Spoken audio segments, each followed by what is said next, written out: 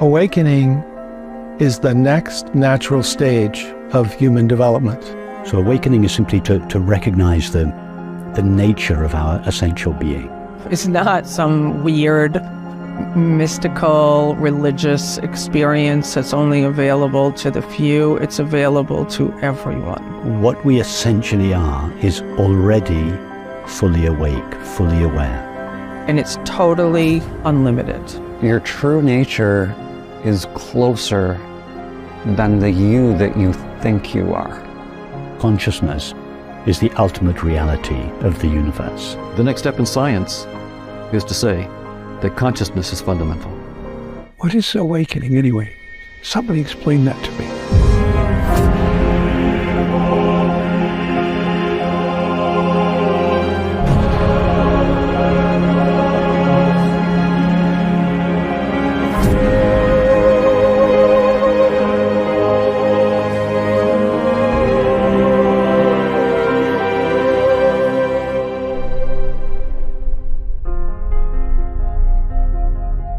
What is awakening? Whether you call it the true self, the immanent self, or no self, or Buddha nature, Tao, or Christ consciousness, it really doesn't matter. In this film, we're going to refer to it as awareness. Awareness is not the property of any religion. Awakening, or realizing awareness, is like waking from a dream. The dream of your character in the play of life. Through our characters, we experience the world in all of its beauty and its ugliness. We can call this experience of life and death duality. Around and around we go, fixated on the character's thoughts and sensations. Good and bad, war and peace, light and darkness, birth and death, until we wake up and find out we are not the character.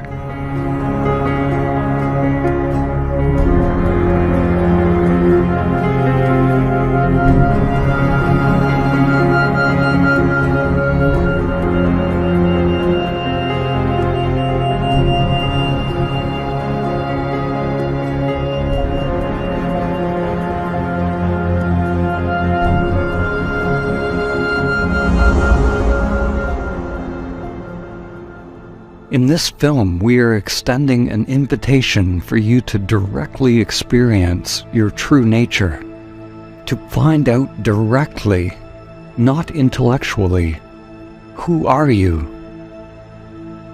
We will repeat this invitation in different ways. When inquiring into who you are, let everything be exactly as it is.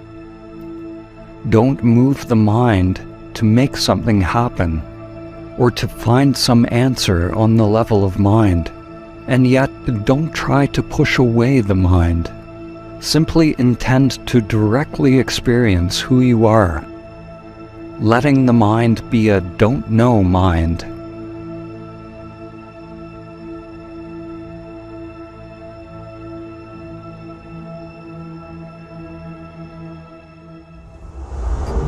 Awakening is the answer to all of the world's problems, on every level. All of the world's problems stem from a delusion, the fundamental delusion of the mind. And that delusion is that I am this limited character. When we're living from a small separate self, there's always some kind of perpetual dissatisfaction. So this can be big dissatisfaction like trauma, or it can be just this background feeling, something's not right, something's wrong, I'm missing something. Even when I have some pleasure, even when I achieve something in world, even when I have a good relationship, if I just have a pause or a moment, there's this dissatisfied feeling like I'm isolated or cut off from something. So this feeling, which it seems like most people have, can motivate us to awaken from that small separate self whose nature is a kind of separation anxiety. This limited character has a tendency to grasp for what it wants. It's just a collection of conditioned patterns of craving what it wants or trying to push away what it doesn't want.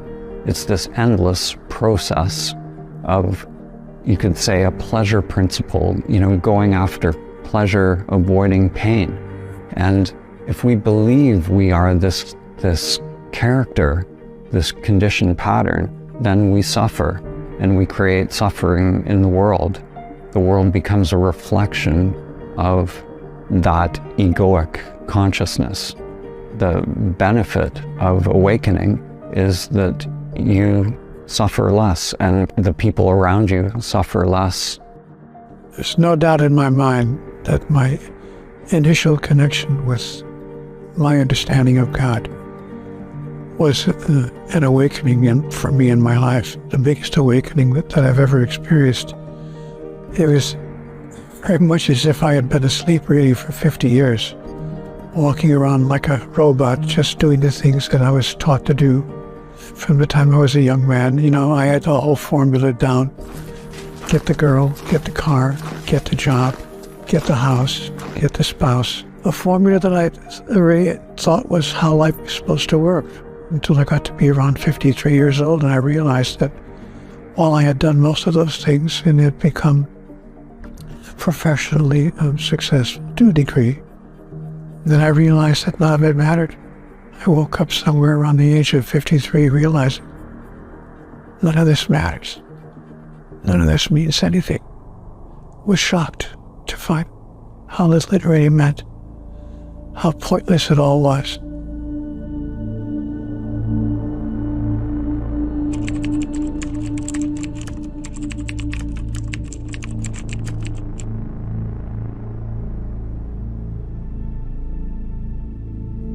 When you stop following the script that has been laid out for your character, the one inherited from parents, society, and biological conditioning, then new dimensions open up within the game. The path opens up. But it is not a path to reach some destination.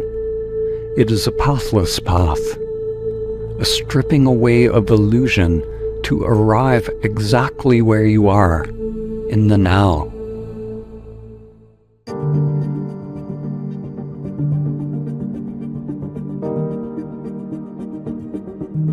My name is Rupert Spira.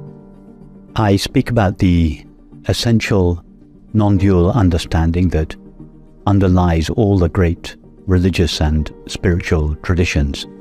And I write and lead guided meditations and have conversations whose purpose is to lead to an experiential recognition of this understanding. Understand that the peace and the happiness for which we all long above all else can never, by definition, be found in objective experience. It can never be provided by objects, substances, activities, and relationships. I would suggest understanding that clearly and not spending the rest of one's life seeking fulfillment where it cannot be found. Anyone who is watching this movie is doing so precisely because they have either understood or at least intuited that the peace and happiness for which they long cannot be found in objective experience, and have begun this investigation into their true nature. That is the most important investigation one can make, and it is the investigation upon which depends our happiness. The biggest question of my life, of course, which I believe is the question most people look at sooner or later, is what is the point actually? What is the point of life? And much to my surprise, I was told that the point of life had nothing to do with anything that I was doing. It wasn't about my job. It wasn't about my career. It wasn't about hardly anything in my physical life. Those were aspects of my life, but they were not the point of my life. The point of my life, as I have come to understand it, was for me to experience, express, demonstrate, and fulfill my true identity, who I really am. I think that the biggest question that most people face is a question that hardly anyone ever asks themselves or ever answers. The biggest question of life, my understanding, is, who am I? Who am I?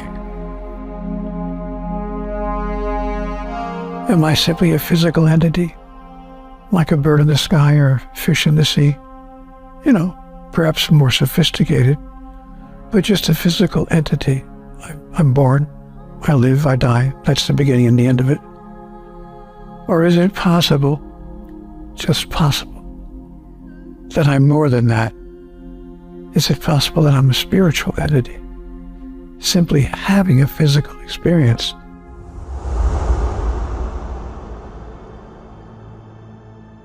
Every experience in your life has brought you to this one universal question. Who are you? Don't look for an answer with the mind. Let everything be exactly as it is. Who is aware of the mind? Feel everything that comes up. Who is aware of those feelings? Have a complete experience of everything that comes up as a result of your inquiry.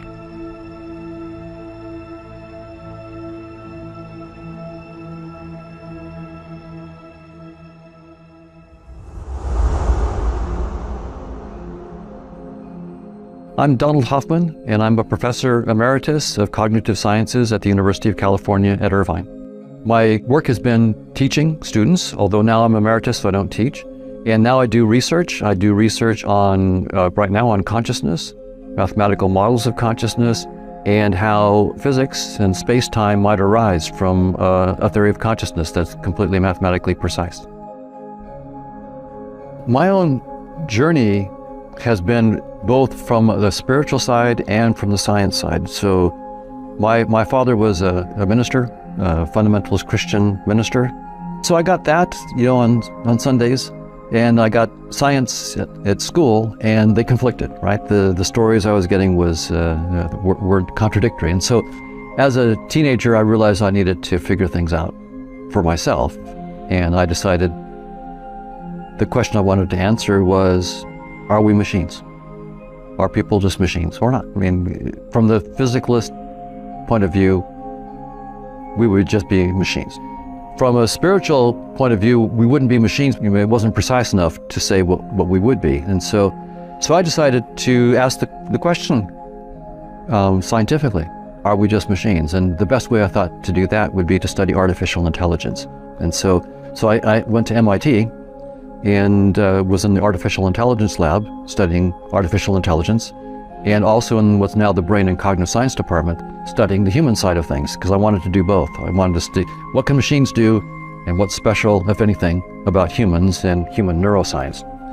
To answer the very question, are the spiritual traditions right? Are we more than just machines? Or is the physicalist scientific point of view right? And we are just machines, and consciousness is just an artifact of brain activity. The scientific materialist paradigm that has been predominant in the last century denies the existence of anything beyond the physical, anything that cannot be verified by the scientific method. Science is at an impasse. It cannot move beyond the paradox that is fundamental to quantum physics, which brought it face to face with the observer, with consciousness itself.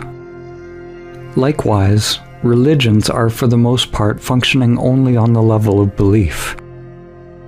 They've lost their original purpose, which was to lead to direct experience of the truth of who and what we are. The split between science and spirituality has rendered both impoverished. Religions and spiritual systems desperately need rigorous methods, which can be shown to create conditions for awakening to happen. And science desperately needs an openness to the possibility of something beyond the physical. It is not about giving up religion or science, but about going deeper, being willing to change ourselves so that we become a better tool for investigation.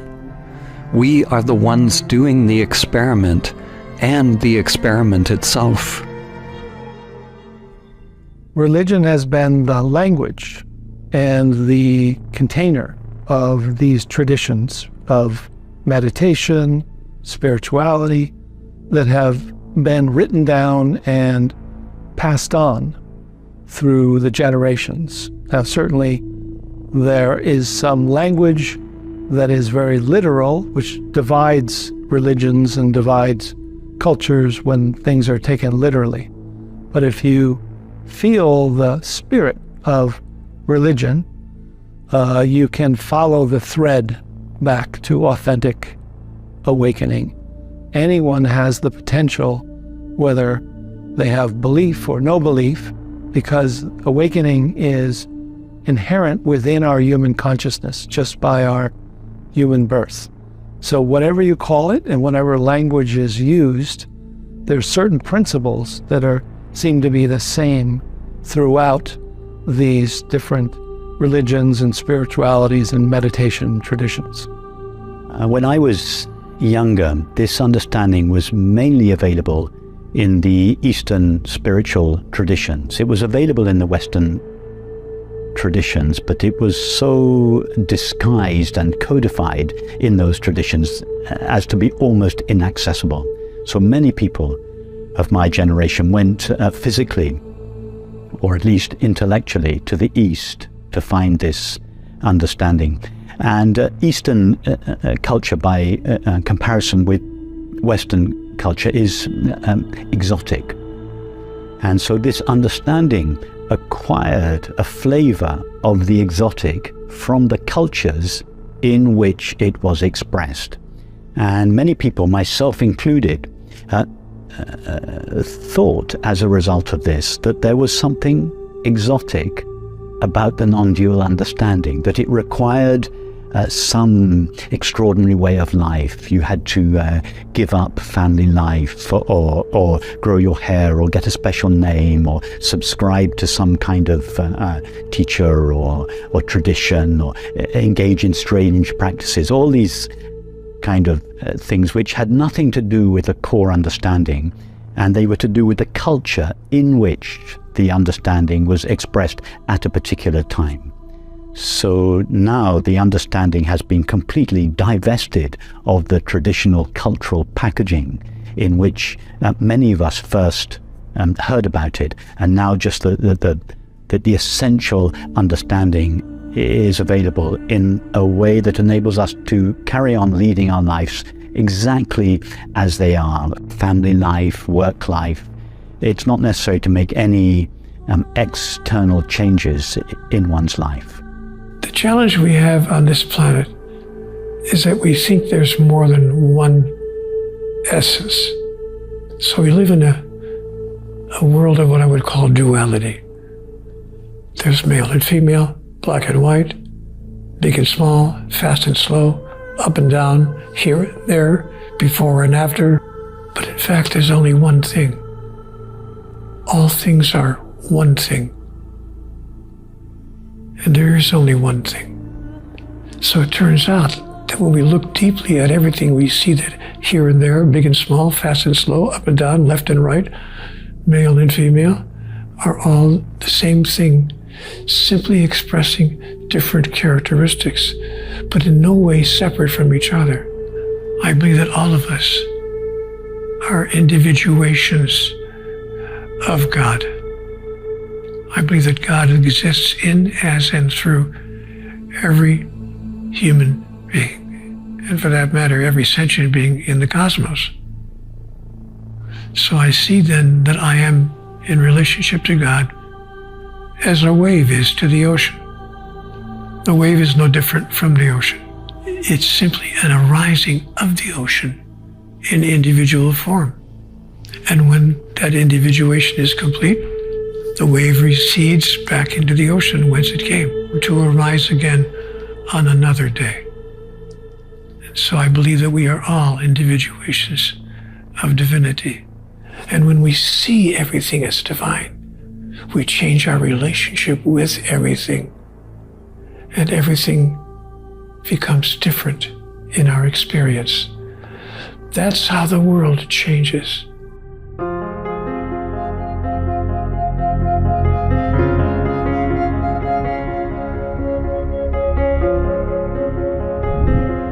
Consciousness is the ultimate reality of the universe.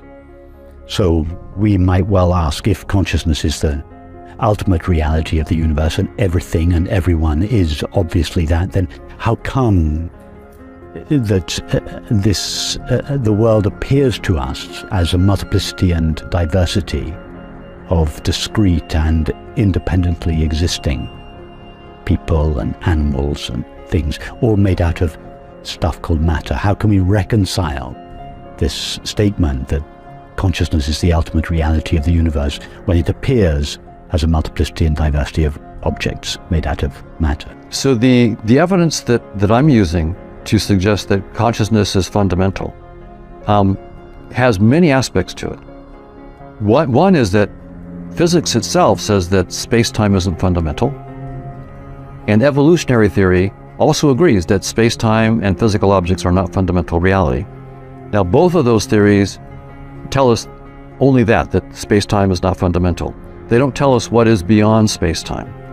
And so my argument is that what the physicists are finding beyond space-time, they're finding mathematical structures, but what those are about is not really clear. What is this realm beyond space-time about? And so I'm proposing that the realm beyond space-time is about consciousness. And I would suggest that infinite consciousness has the ability to localize itself as numerous separate subjects of experience.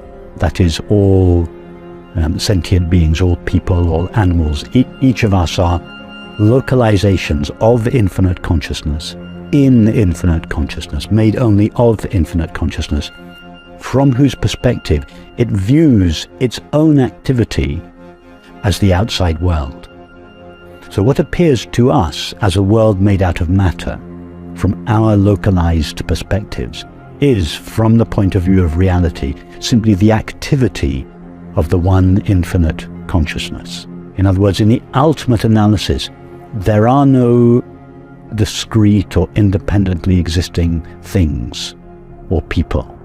There is one infinite, indivisible whole, the unity of being, that is only refracted into an apparent multiplicity and diversity of objects and things when the one looks at its own activity through the perceiving faculties of the finite mind. If we are awake, we realize that there's one awareness that is disguised as all of these different beings on the planet. One awareness shining through everyone's eyes. Then we literally see ourselves in others, and that tendency to operate as an ego, the tendency to take for oneself, falls away because we directly realize the truth. The truth is that we're all one consciousness. The experience of my spiritual self was only possible in the realm of the physical for a very good reason. Because only in the realm of the physical was the opposite available.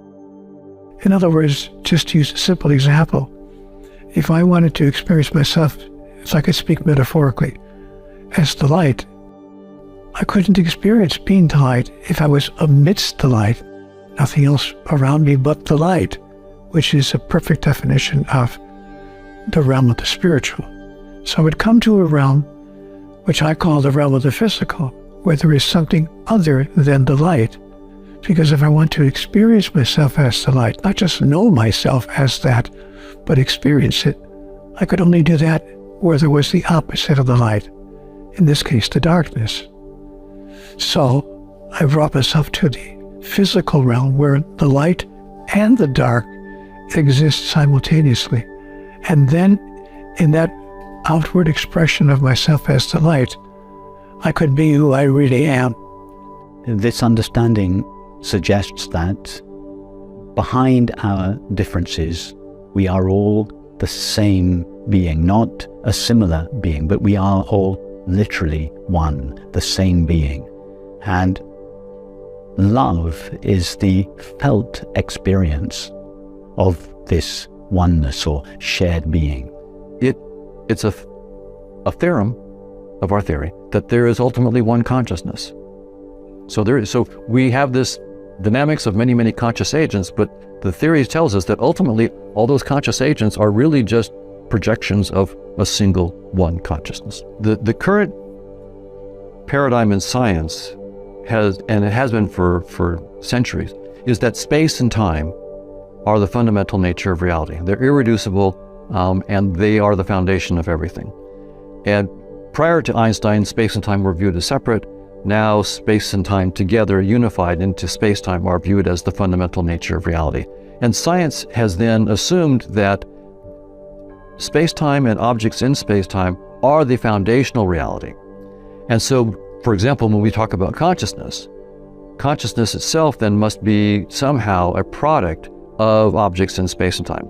In that physicalist framework, space and time and physical objects, without any consciousness, are the fundamental reality. And consciousness comes later on in the evolution of the universe, right? So that the Big Bang, there was no consciousness, there was just space-time and energy. The energy coalesced into massive particles, and eventually life emerged after who knows how many millions or hundreds of millions or billions of years. Then after that, consciousness came even later. From that point of view, when you die, the physical complexity that gave rise to consciousness dissolves, and so your consciousness dissolves. And so the physicalist framework really does eliminate consciousness as a fundamental thing altogether, and says that when your body dies, your consciousness goes with it. From this other point of view, what I've done with my colleagues is we used evolutionary theory to point out that it's an implication of evolutionary theory that space and time is not fundamental. So the physicalist interpretation of evolution is wrong.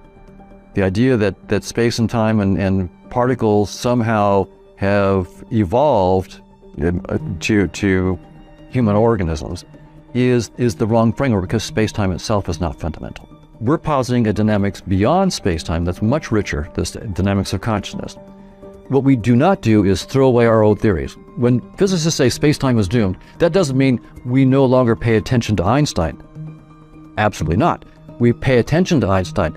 Any new theory beyond space-time that the physicists come up with better project into space-time and give us back Einstein, and it better give us back quantum theory, or you're wrong.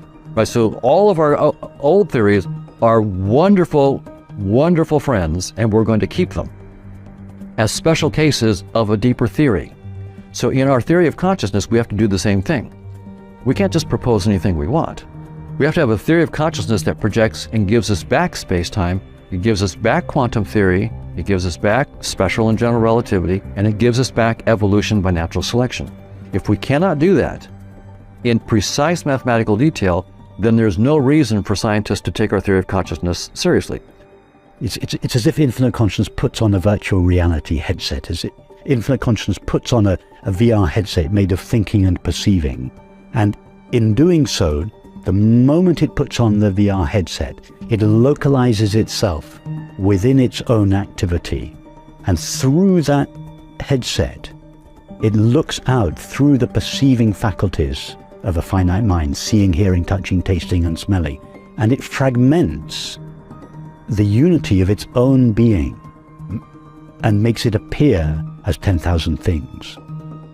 What I'm suggesting is that there is very much more to the universe than the finite mind. I'm not suggesting that the universe only appears in each of our finite minds. The universe exists outside of our finite mind, but inside consciousness. But it is the limitations of our finite mind that give the universe its appearance. So when we look out at the universe, we're seeing the reality that exists prior to its being perceived. But we are seeing it through the lens of our perceiving faculties, which gives it its appearance. So the idea of awakening in many spiritual traditions has been the idea that what we have taken as reality, objects in space and time, our physical bodies and so forth, is not the final reality, that there's a much deeper reality, a reality of consciousness that transcends space and time and physical objects, and that we're not divorced from that reality. That reality is, in some sense, the essence of what we are. And so awakening is awakening from the illusion that I'm just a little body in space and time to the fact that I'm, in fact, the author of everything I see inside of space and time. I create it on the fly as I look and perceive.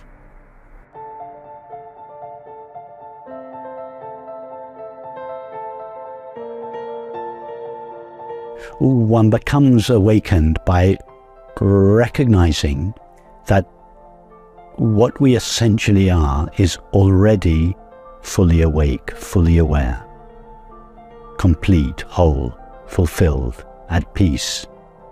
It's like asking how does the sun become illuminated? Its nature is light. It is already fully illuminated. The nature of our essential being is already peace and happiness. It's not clear to us all because our essential being is so thoroughly mixed with the content of experience that its innate peace and happiness is dimmed by experience. And for that reason, we think that our essential being needs to be enlightened. No, our essential being doesn't need to be enlightened any more than the sun needs to be lit up in the early morning. The sun's always shining with the same brightness. Our essential being is always shining with the same peace and joy. But that peace and joy are dimmed by the agitation and lack that characterizes our thoughts and feelings. There's no person that awakens. So the I that awakened, I awakened from this Dan structure at a meditation center. It was a Zen center. We were doing a Zen session, which is a long period of intensive practice. So Zen is amazing for creating this container where there are these conditions of no escape. So the Dan character that had learned meditation, the Dan character had been doing all this meditation, this doer of meditation realized that it couldn't awaken. It's like all the meditation tricks, all the practices that had been learned were of no use.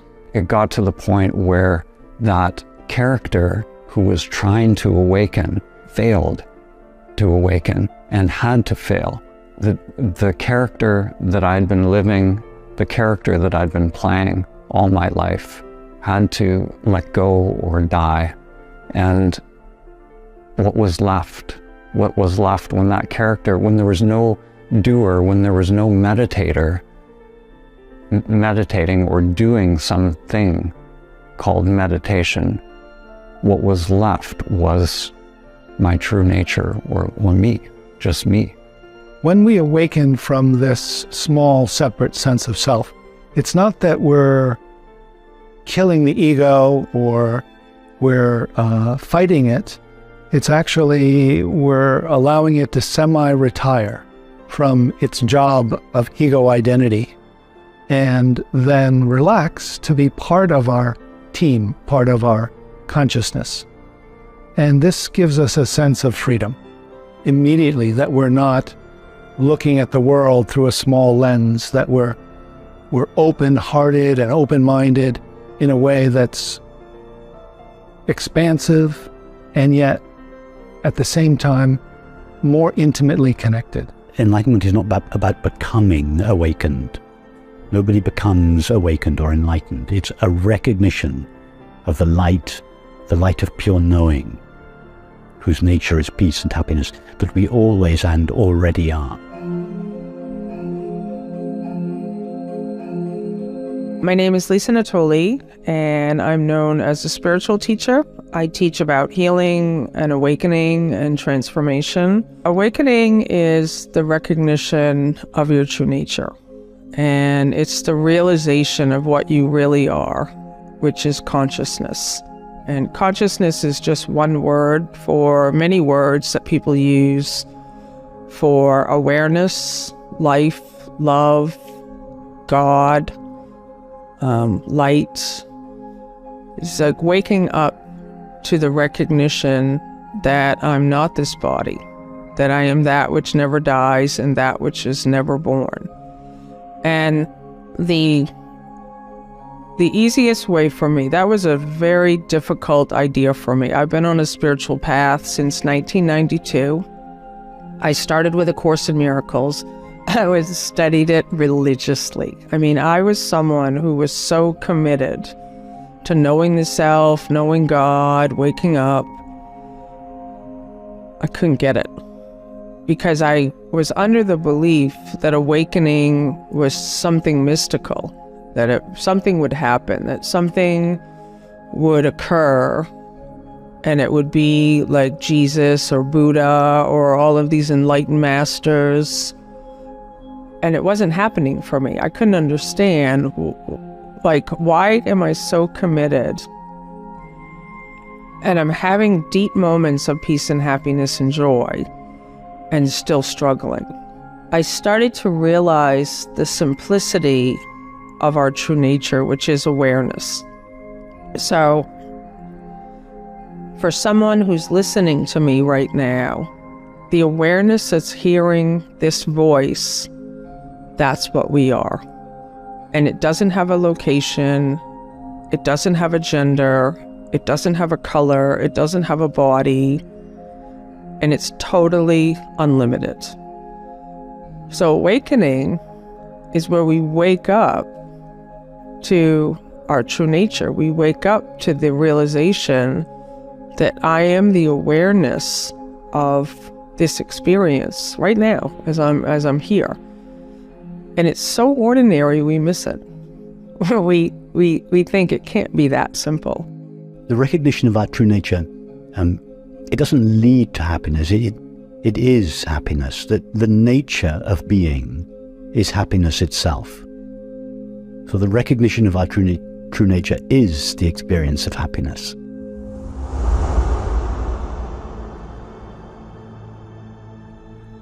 Who is aware in this moment? The mind will look for something or try to complicate it. You already are that which the mind is looking for. The mind will always miss it, so don't look to the mind for an answer.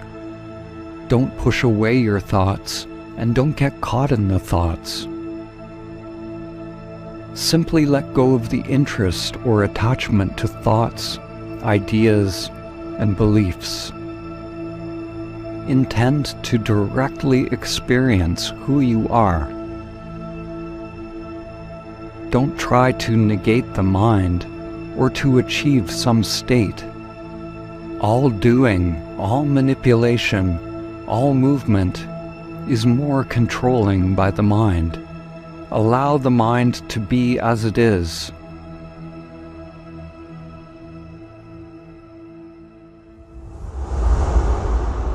Sometimes people can awaken just in day-to-day life. They don't necessarily need practice. So sometimes things will happen in life where there's an interrupt in the pattern of view, and there can be a spontaneous awakening. But if someone's life is just going on in a kind of robotic pattern or repetitive pattern, then some sort of intervention is necessary if one is called to awakening.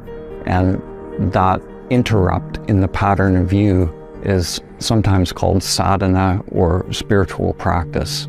And these practices are always conditioned. They're something that we learn with the conditioned mind, so they can make it more likely for awakening to happen, sort of by loosening the bonds within the self-structure. Sometimes they say that awakening happens by accident, but the practice makes you more accident-prone. The techniques, the practices can be very useful to make you more accident-prone, but they, at a certain point, have to be let go. Because if the mind is continuously doing some practice or something, then the mind has the reins. The mind is in the driver's seat.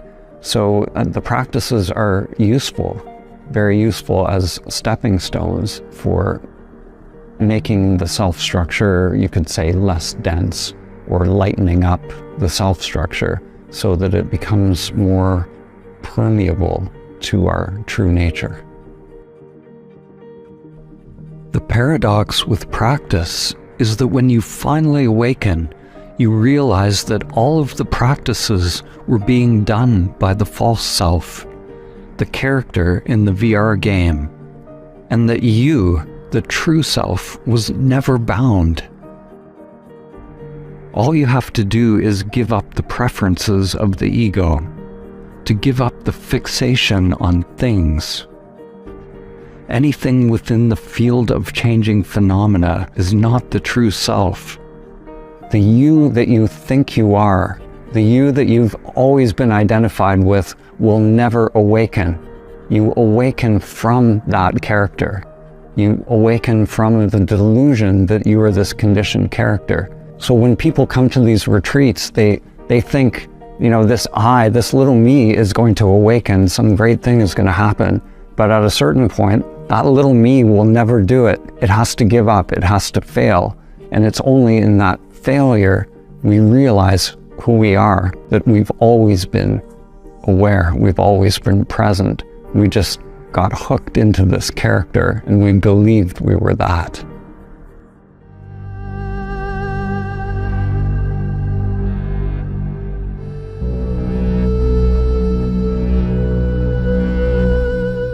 I started my spiritual search in the classical Advaita Vedanta tradition, which was a devotional path that involved mantra meditation, which I practiced very diligently for 20 years. And mantra meditation involves focusing your attention on a sound, and then gradually the sound fades. However, it was really when I came in touch with the direct path that my spiritual search really reached its culmination. Because in this direct approach, we don't give our attention to any object, however subtle, for instance, a mantra, a sound, the breath. We allow our attention to sink inwards or backwards into its source. Let's use an analogy.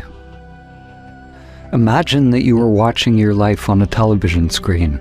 You are identified with the character on the screen. Day after day, year after year, you are involved with the story of the character. When suddenly, you wake up out of the story to notice the screen on which the character appears, and you realize you are not the character you have been watching. Objects can come and go on the screen. Characters come and go, but the screen remains unchanged. The character can get wet, but the screen does not get wet. The character can be disturbed, but the screen is not disturbed. Without the screen, the characters would not exist. Yet the screen goes unnoticed. The characters go about their scripted lives. Awareness is like the screen. It is like the space in which all thoughts, emotions, all states of consciousness come and go.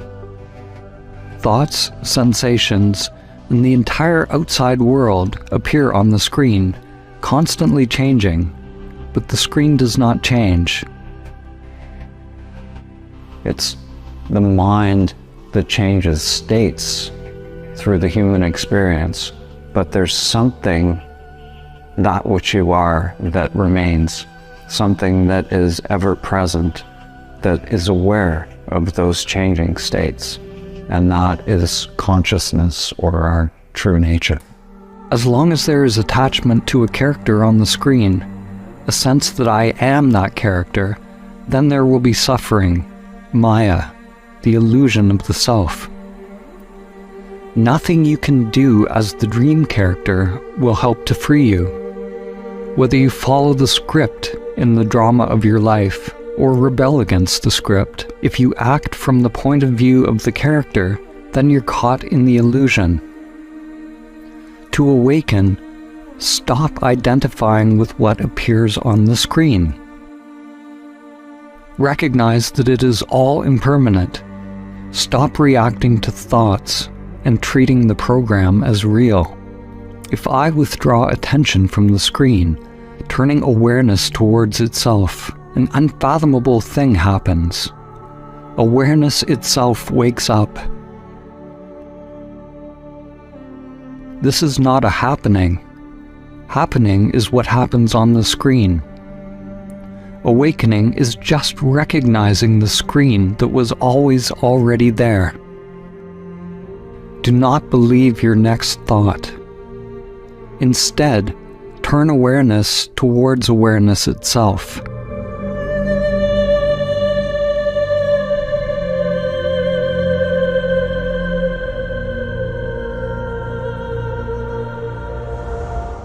I have always been myself.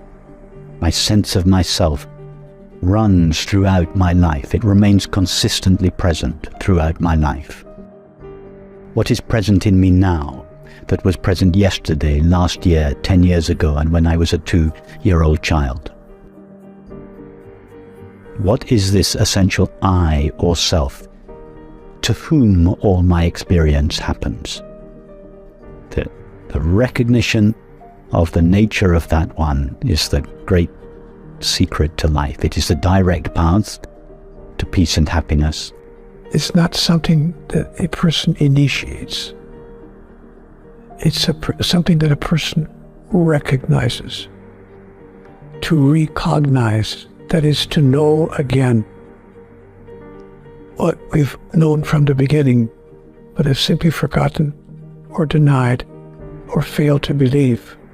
So we cannot initiate closeness to God. We can simply recognize, to recognize that it's always been there and will always be there. It was only this direct pointing to awakening, this opening to what's already here, that allowed me to find a new way of being, a new stage of development.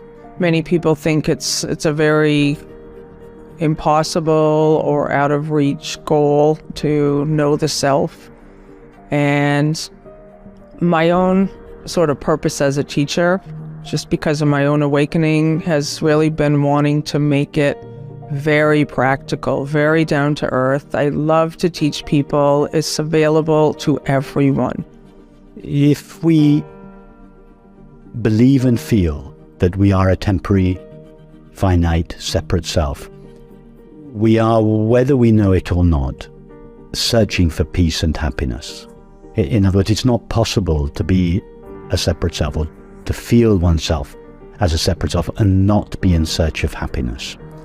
So what is required in this case is to reorientate one's search for happiness. Instead of seeking for happiness in the objective content of experience, to seek happiness in oneself.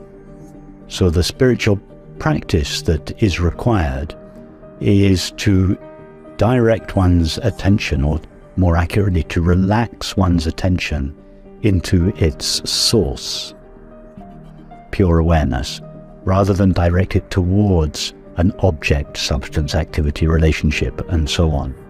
So the spiritual practice, if we can call it a practice, would be this relaxing of the attention, this subsidence of the attention into the heart of awareness. resting in being as being. Love. Pure love is my true self. It's my true nature. Pure love for everyone and everything, for every aspect of life, even those things with which I disagree. For one who has recognized the nature of their being, they know their being as the source of the peace and happiness for which they long. So the world no longer becomes the place in which they seek happiness, seek fulfillment. It doesn't mean to say that such a person no longer has desires, but the desires are not there to fulfill the sense of lack that is characteristic of the separate self.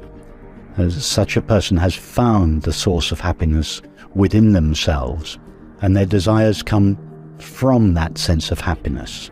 They do not go towards it. For instance, in the realm of relationship, it makes a big difference to our relationships. We no longer seek an other to fulfill the needs of ourself. We seek another to share the experience of happiness that we already have, and this relieves our friends of the impossible burden of providing happiness for a voracious, unsatisfied self. Nothing occurs in my life that has not brought me benefit or will not bring me benefit, in the sense that every moment, every activity, every outcome moves me forward in the process of the evolution of my soul. And that's why I came here to the physical realm, to evolve.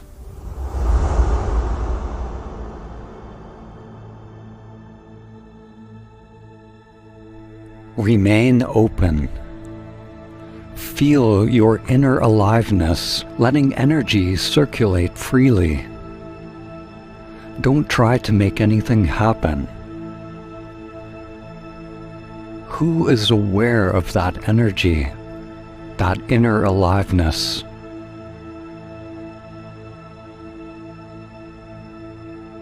Notice the mind's tendency to control and manipulate, to get involved.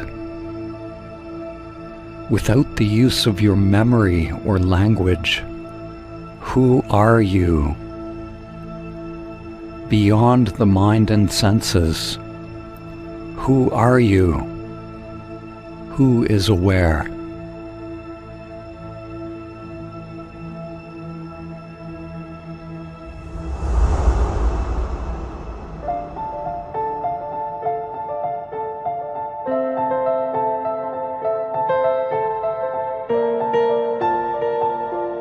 Many people who are hearing these ideas for the first time, they've never even heard of the idea of the self. In my mind, there's two different camps of people. There are those who are on a spiritual path and they have heard this idea. They're trying to reach the self. They're trying to be the self. They're seeking, they're searching.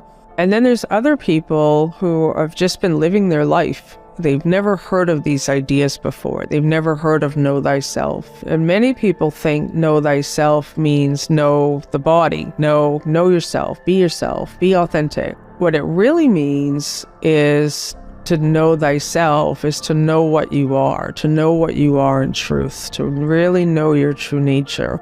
The words know thyself were carved on the entrance of the Temple of Apollo in Delphi, and as such stand as an invitation at the dawn of Western civilization to humanity, suggesting that to know thyself is really the foundation of all civilization.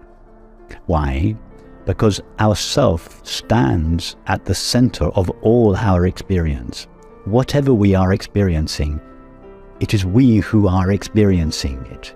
Whatever we think and feel, our thoughts and feelings arise on behalf of ourself. Whatever activities and relationships we are engaged in, we engage those activities and relationships in service of ourself. So our self stands at the center of our experience. So what could be more important than to know the nature of ourself. And would it be possible to know the nature of anything else if we do not first know the nature of that which knows it? I think awakening is about ending the nightmare and stepping into the dream. What by that I mean, we desert or finally abandon the nightmare of what we've been told about life, about God, and about ourselves. And we step into the dream of our grandest notion.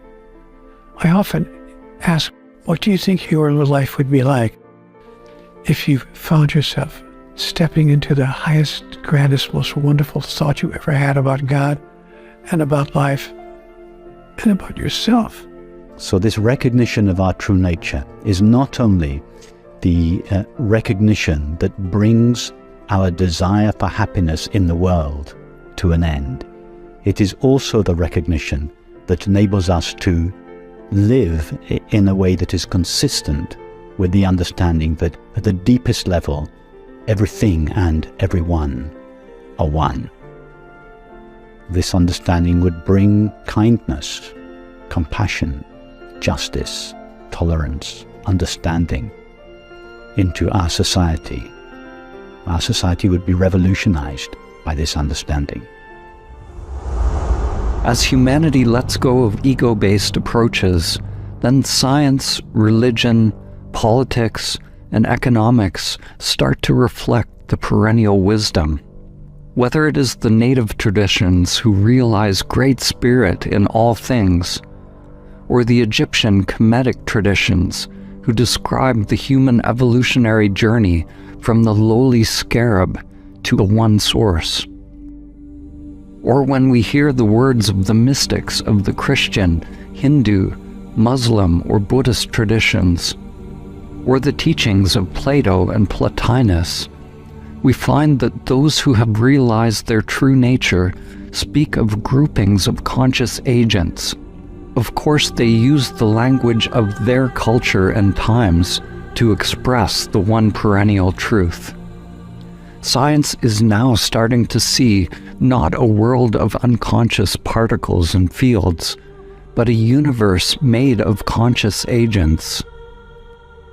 Something new is emerging in the world of science. As Nikola Tesla said, the day science begins to study non-physical phenomena, it will make more progress in 1 decade than in all the previous centuries of its existence. That day is today.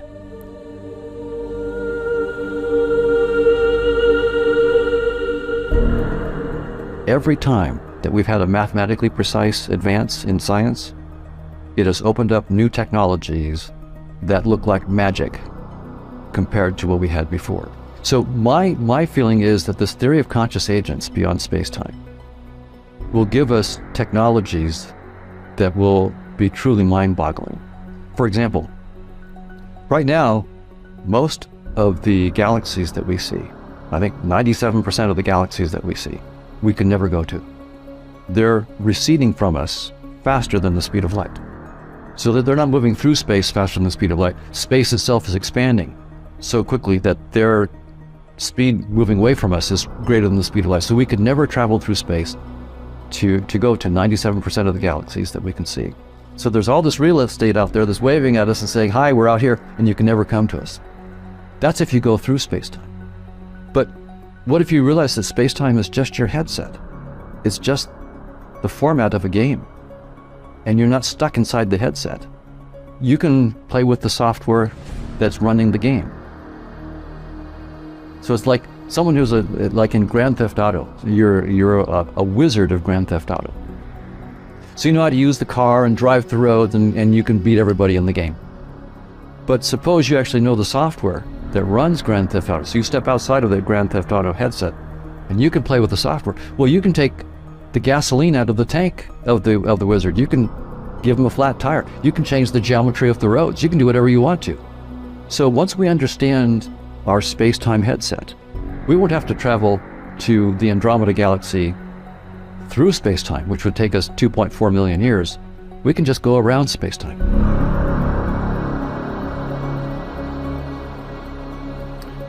I see the world around me as stepping into a greater expression and experience of what it means to be human and what it means to be an aspect of divinity. But I don't think that we have an endless amount of time.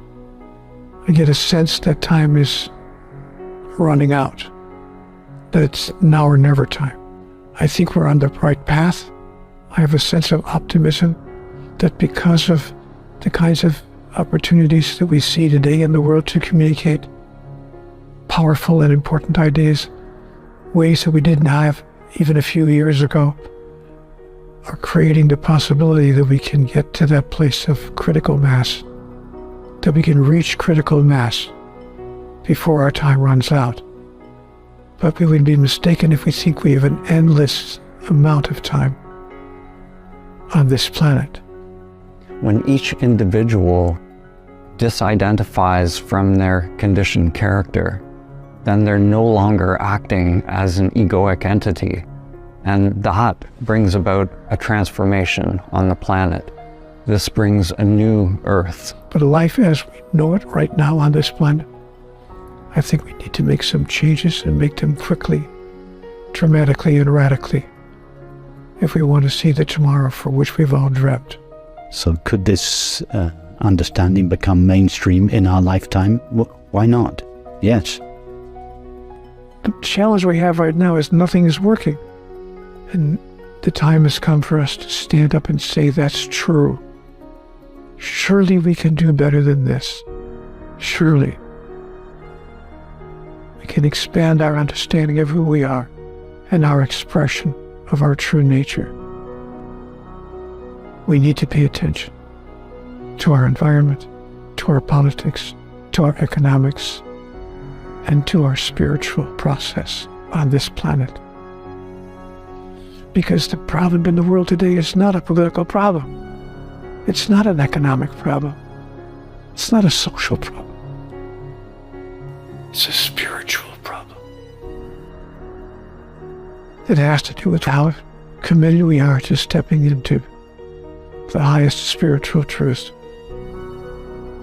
This is not New Age philosophy. These ideas have been around for thousands of years.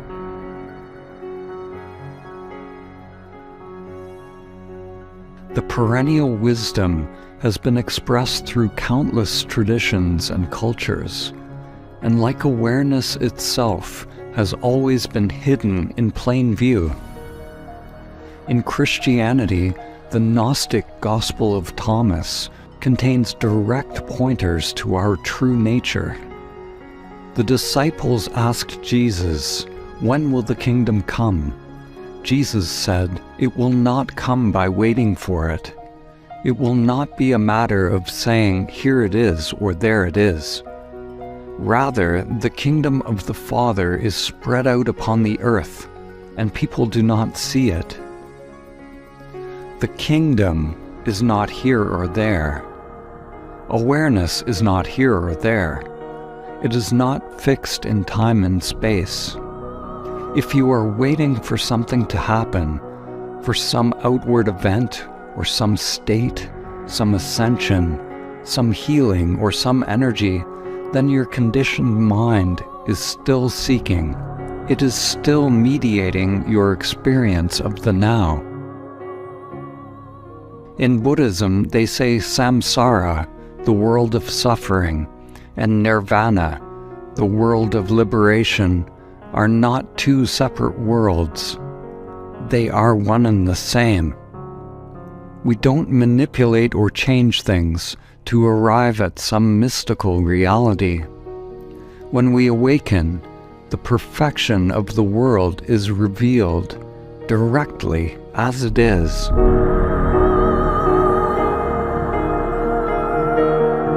Is it possible to simply be here and now in this moment, unmediated by that seeking mind? Is it possible to be okay with this moment as it is? to simply be